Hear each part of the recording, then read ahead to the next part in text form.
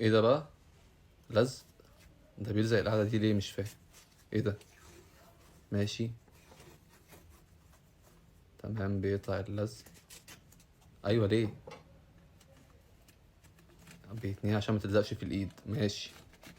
ليه بقى؟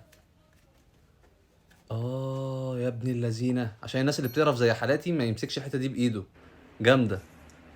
دي بودره، ماشي. حط بودره ايه دي؟ اوه. اول مره اعرف في حياتي ان في بودره بتجمد الزيت عشان ترميه بسهوله. ده في بودره كده بجد؟ اه بيتني كم القميص. ماشي. ايوه، ايه ده غلط؟ انا بتنيه كده. ماشي، طلعه لفوق كده مره واحده على مره واحده. نزل لتحت. يا ابن اللعيبه. كده هيبقى ثابت اكتر القميص، كم القميص واشيك. جامده دي، هعملها بعد كده. في فرق كبير. حلوه. ماشي، اللي بعده. ده ايه ده؟ بتلبس راس الكرسي تيشيرت ولا ايه؟ نعم. جبنا جراب للموبايل. يا بنت اللذين، عشان تتفرج على الموبايل براحتها. حلوه دي، بس انا بتفرج من الشباك طول عمري من وانا صغير. الناس اتغيرت قوي، بس هي فكره حلوه. ماشي. ايه ده؟ اه اسيتون. جابت اسيتون، احنا قلناها قبل كده دي. الطباعه المتقشره بتتعالج بالاسيتون. حلوه. بصوا بصوا الفرق. كل شويه ايه؟ واحده واحده الطباعه المتقشره بتتعالج. تقريبا مش بتنفع على كل انواع الطباعه، بس هي جامده. اه بص الفرق بين دي ودي بقت عامله ازاي.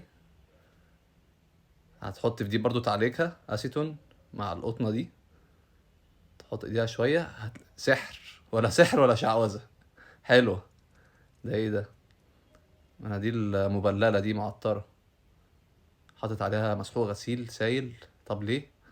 اه ورمت واحده في الغساله ازاله الوبر وريحه حلوه. والله فكره. اقولها لامي. دي معلبات دي، اه. يا بنت اللذينه، لما تفتح حاجه من المعادن دي، من المعلبات دي، تحطها كده عشان تحافظ عليها في التلاجة. ماشي. دي فرش ميك اب. اه دي هتنفعكم انتوا البنات، دي تنظيف فرش الميك اب في المصفى. ماشي. دي مش عارف هي مفيدة ليكوا ولا لأ، بس هي شكلها ايه، منجزة. اللي بعده. ادينا عارفها دي عشان ما توقعش حاجة وانت بتكب العصير. وانت بتدلق العصير كده. حلو. ماشي.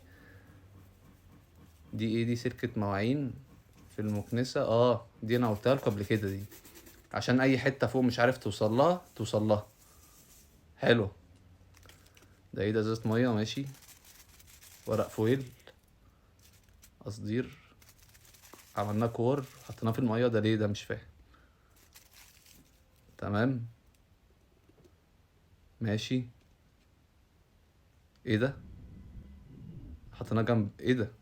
طب ليه؟ لا انا مش فاهم، حد يفهمني. انا كده مش هنام غير لما اعرف ليه. هتتحول ميه معدنيه يعني ولا ايه كده؟